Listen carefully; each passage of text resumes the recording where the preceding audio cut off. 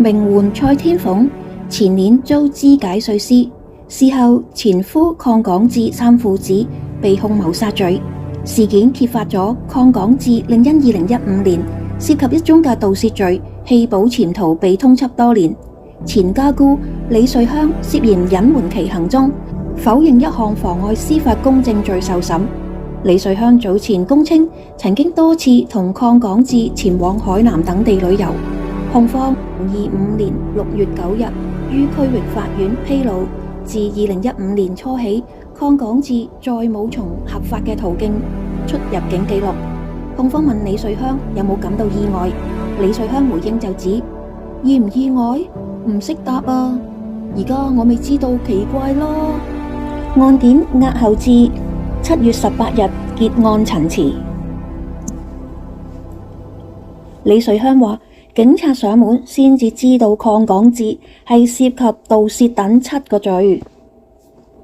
李瑞香喺控方盤問下，同意鄺港智2015年涉及盜竊案被控7罪係屬於大件事。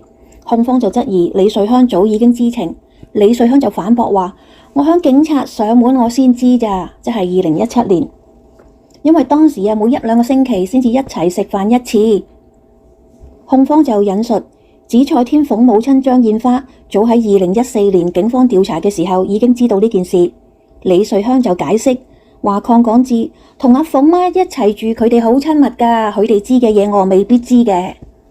鄺港智就回覆賠咗錢啦。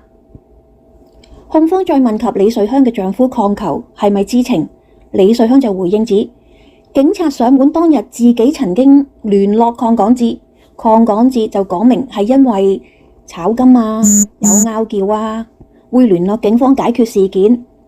大約2個月之後，鄺港智就再答覆李瑞香話已經賠咗錢啦。李瑞香之後就向鄺球查問確認。控方追問之下，李瑞香就解釋夫妻之間就話其實我同佢唔係好啱㗎，所以好多事係唔同佢溝通㗎。控方就質疑鄺港智被控一事事關重大，鄺球就必會曾經向李瑞香談及呢件事。李瑞香就否認。李瑞香盤問之下就指警方上門當日係咪叫通緝我唔識。追問之下又指當時係明白鄺港智係被通緝㗎，只得知個仔被通緝，個腦已經實晒，就冇再查問。控方指出，盜竊案係屬於刑事案件，喺香港嘅刑事罪行唔能夠俾錢就解決。李瑞香係痛愛鄺港智嘅，警察上門嘅時候表明要拘捕鄺港智嘅時候，對於李瑞香作為媽媽而言，仍然係會晴天霹靂，必然會非常擔心。對李瑞香而言，所以李瑞香就必然會尋根問底，問個清楚。李瑞香係同意嘅。控方指出，李瑞香當時冇理由唔問清楚警員㗎。李瑞香就唔同意，解釋指當時個腦都已經實晒啦，急於致電查問鄺港智。李瑞香就明白刑事案件唔可以賠錢私了嘅。控方質疑，因此李瑞香唔會輕易相信鄺球鄺港智賠錢已經冇事呢個嘅講法。李瑞香就否認。控方就質疑李瑞香係講大話。李瑞香就再否認。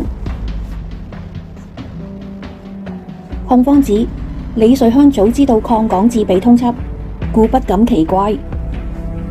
李瑞香早前供稱曾經多次同鄺港智前往海南、三亞等地方旅遊。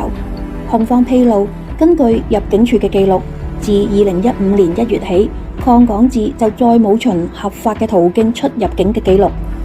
控方問及李瑞香有冇感到意外，李瑞香回應指意唔意外唔識答啊，唉，而家我未知道奇怪咯。控方質疑李瑞香從未向鄺港智問及其出入境嘅途徑，因為唔問得唔講得，而且李瑞香從唔感到奇怪，因為根本就早知道鄺港智係正被通緝，亦都因此兩人係從未一齊返港。李瑞香對以上所講嘅悉數否認。